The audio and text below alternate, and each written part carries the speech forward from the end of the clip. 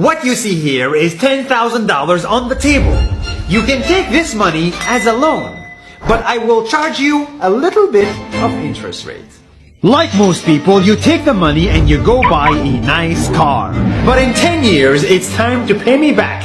And because of interest rates, now you owe me $20,000 and not 10. You will say, I don't have money to give you. And if you don't, I take your car and a piece of your house. This is how debt works. And after 3 years of traveling the world, I noticed that this is exactly what China is doing. For example, take the small island nation of Sri Lanka.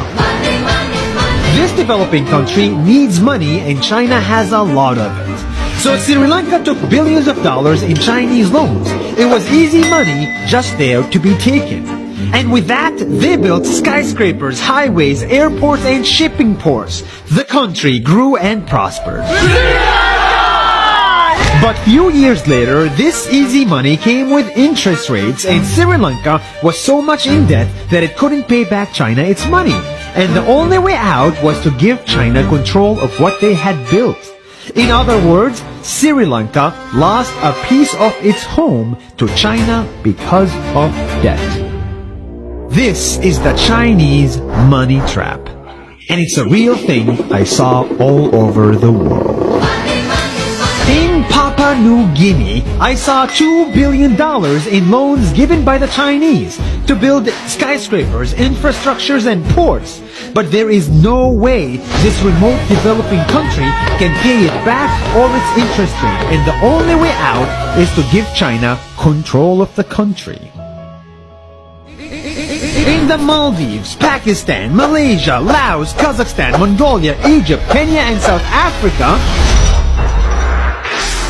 the same thing is happening, and many countries are struggling to pay back Chinese loans. If you look closely, all these infrastructure projects like highways, ports, and bridges connect to China through the sea or through the land to form something far bigger, far more powerful than just a bridge. A new Silk Road.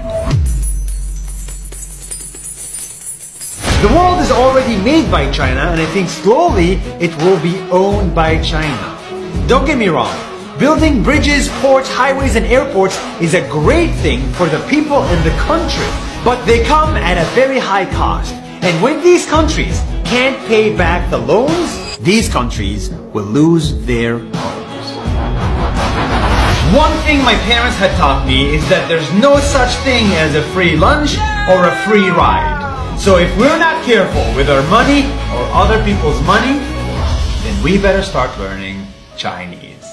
下周见。